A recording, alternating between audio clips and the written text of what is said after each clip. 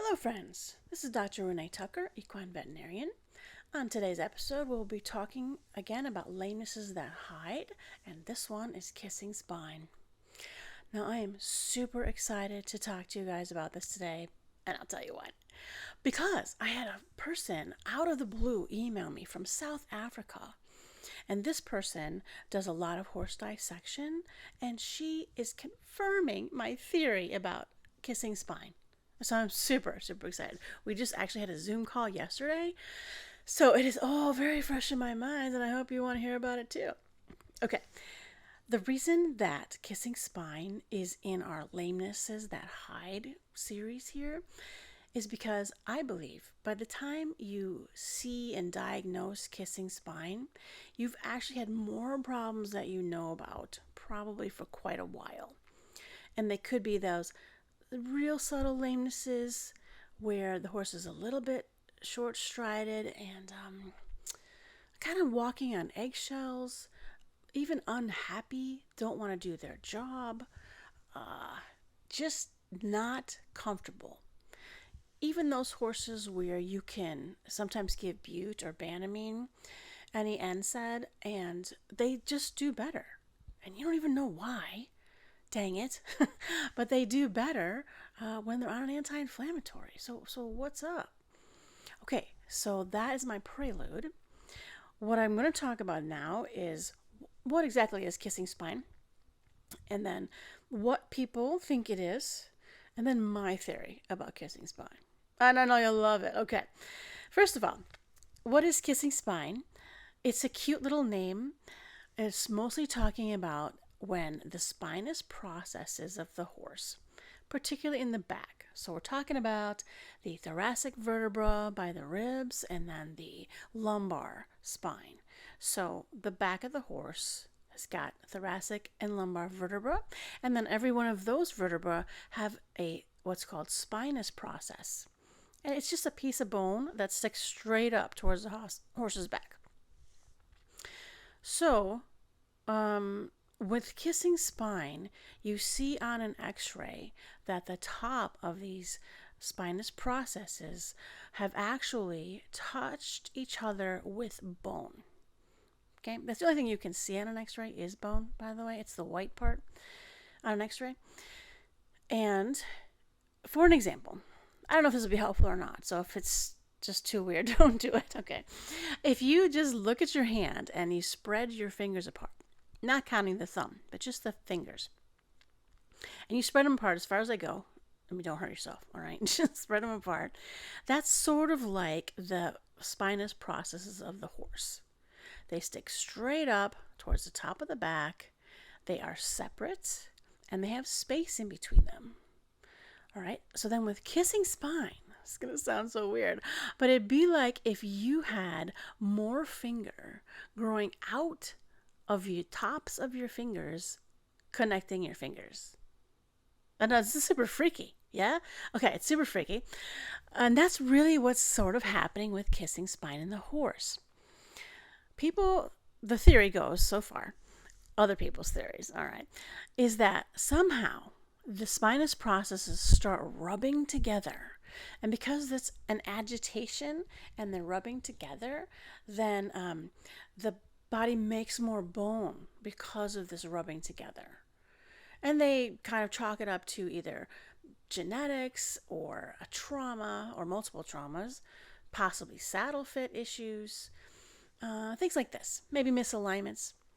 And maybe all of those could play a minor part. But I really do not think that is the primary problem.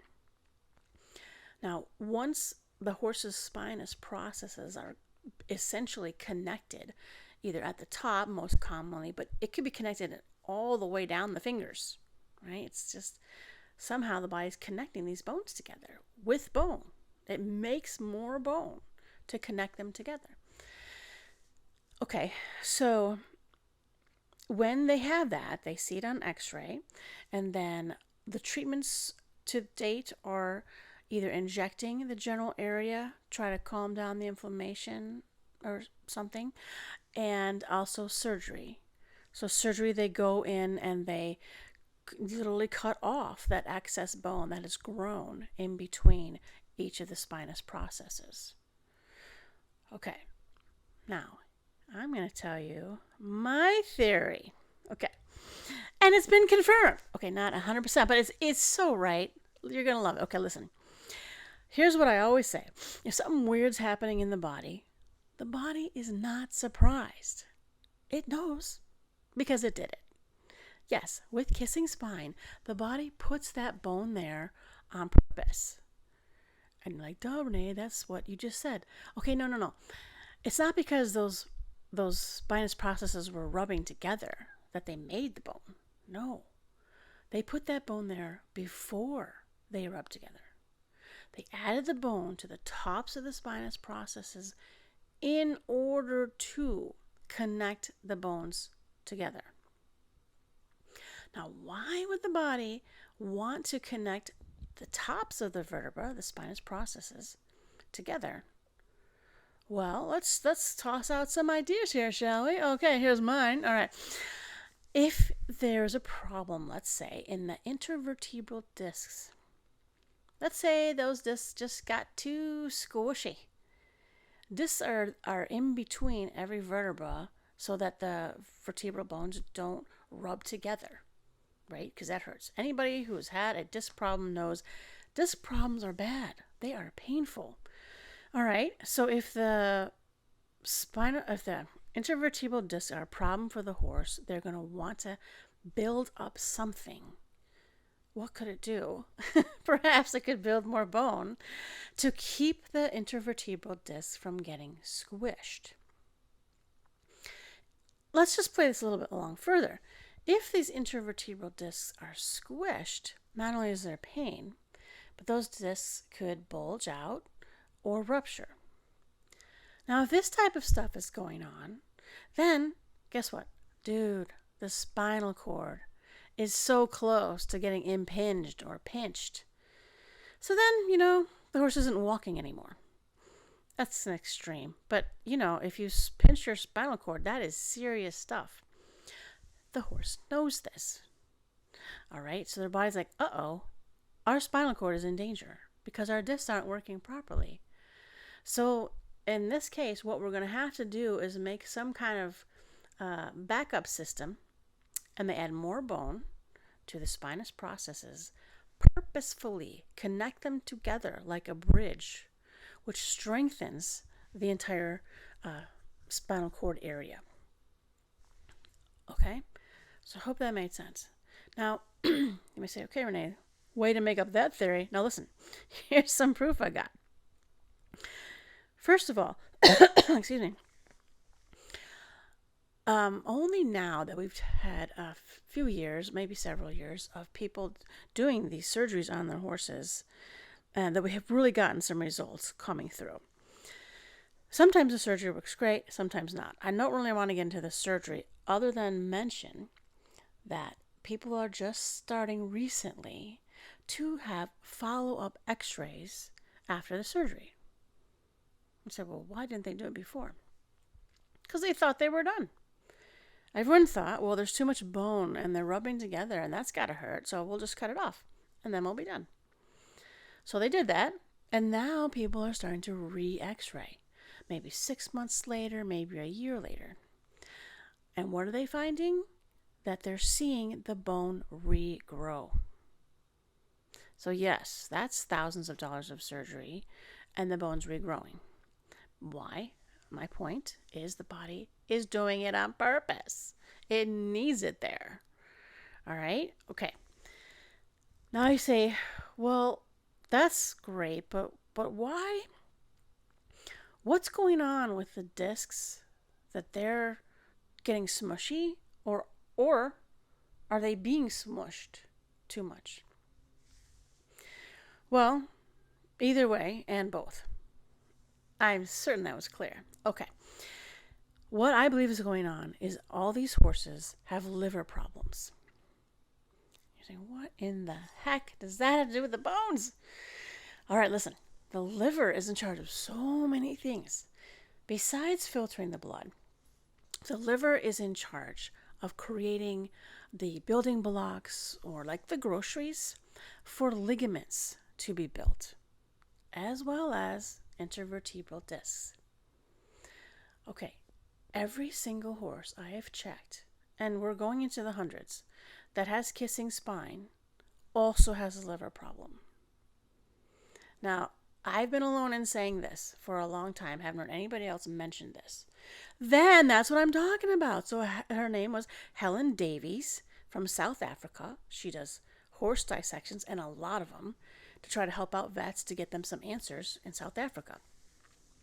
She got a copy of my ebook, which I wrote about this. It's called Reverse the Diagnosis.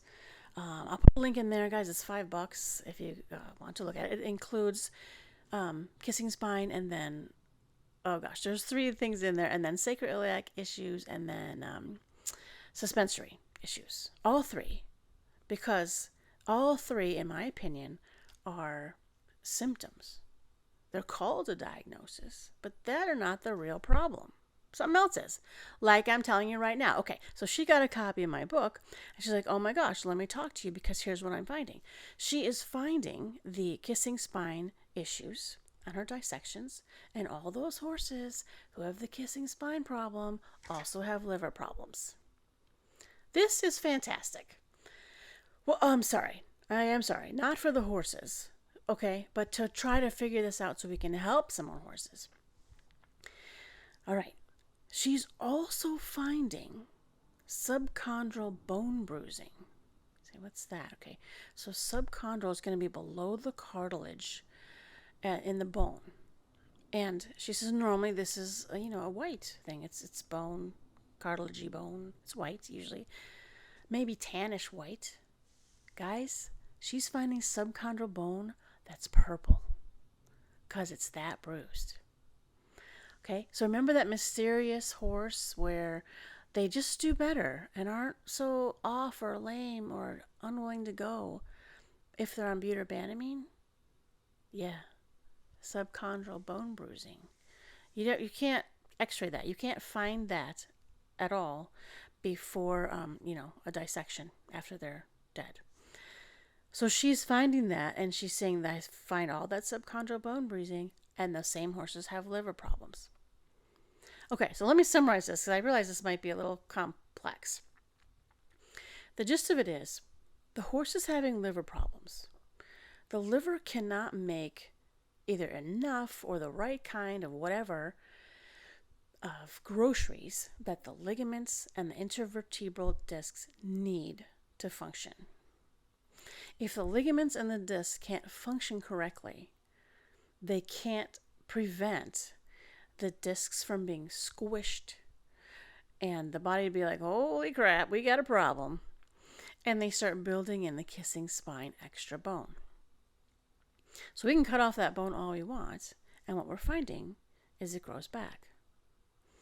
Now, we don't have a lot of these repeat x-rays, but on some we do. But I do want to point out, on some we don't. So I want to mention, at risk of everyone getting mad at me, it's probably too late for that I believe sometimes we don't see the bone grow back because 9 out of 10 times the horses who are having kissing spine surgery have already had OSFOS or children. So that's a drug, and what does that drug do? Prevent bone growth. So while yes, I would love to have 100,000 x-rays before and after surgery and post-surgery a year later, even if we do, so many of these horses, bone isn't growing correctly anyway due to this drug. That drug does not get out of the system for at least a year. I think some study was saying something about 4 years. I don't know, and that of course depends on how fast the horse's bone is turning over, which is individual. All right, that's my point. Kissing spine is put there on purpose because the horse has a liver issue. I know it sounds so weird, but that's what I believe. That's what I found. And here's also another example of how this is true, I believe. When I work with horses with kissing spine, the first thing we do is a liver cleanse. Okay, So it can be, if you go to find some, a liver cleanse, it's also called liver support. It's going to have milk thistle and whatever else. Please get just herbs. All right, you just need herbs. Herbal liver cleanse or herbal liver support. In the US, I do recommend Silver Lining, no affiliation. I am sure there are many other companies. I know of Thunderbrook Equine in the UK, but that's all I know. But it's just herbs, so you really theoretically can't screw that up. Herbs for the liver. So when that cleanses the liver, it helps clear out all the chemicals and heavy metals and toxins that are all impeding the liver from doing its jobs. So when I have horses go through, usually we start with 30 days. And you want to, generally speaking, you want to do 30 days on, 30 days off for herbal products. But frankly, if a horse is at kissing spine, I usually just start with 60 days straight of herbal liver cleanse. And then I check them again. In most all of these cases, I find more physical movement through the spine. Okay, I do a lot of physical body checkups on these guys, as I do all horses. And they're much improved, and their owners report pain is also improved just during the herbal liver cleanse. Which means as soon as you clean out that liver and it can start making what it needs to make, the horse does better. Which brings me to another side point. Not that you're interested, but I'm just going to keep rambling. Okay, so we have kissing spine, and the current running theory is that extra kissing spine bone hurts the horse. Now, no offense to anyone, there's no proof of this. Okay, I want to just mention two little things. There are studies where they just randomly x-rayed a bunch of horses' backs, like 100 horses. And did you know that of all the ones that had kissing spine, only about 50% were showing any pain? So there's plenty of horses who actually have kissing spine, but aren't showing any symptoms, which means this is part of the body's compensation system. It's just part of normal. Then you get to a certain point when the body can't compensate anymore. Then, now the body starts screaming about it. As in, now you have pain, now you have lack of mobility, now you have lameness, ouchiness, all that type of thing. Okay, that's my theory. The liver is causing kissing spine. I mean, through a bunch of little steps. But that is the deal. And then we're getting backup validation on this. So I'm super excited. Please, everyone, get your horse some liver support because we're all inundated with chemicals and toxins and heavy metals. If you're thinking, I'm not giving my horse that. Guys, think about the fertilizer that's in the hay. Fertilizer, the pesticides, it can be in the groundwater from your neighbor's farm. And you might have heard of the study that showed that glycophosphate is in the breast milk of women in every country on the planet. There is stuff everywhere that we should not be having. So you might want to liver cleanse yourself. And just kind of do that on a regular basis, but not always, all right? Herbals in general, as I said, should be 30 days on, 30 days off. All right, I think that's it. Please let me know if you have any questions, comments. If anyone knows of any other studies, that would be great. And I will talk to you guys about some other weird thing next time. Okay, bye.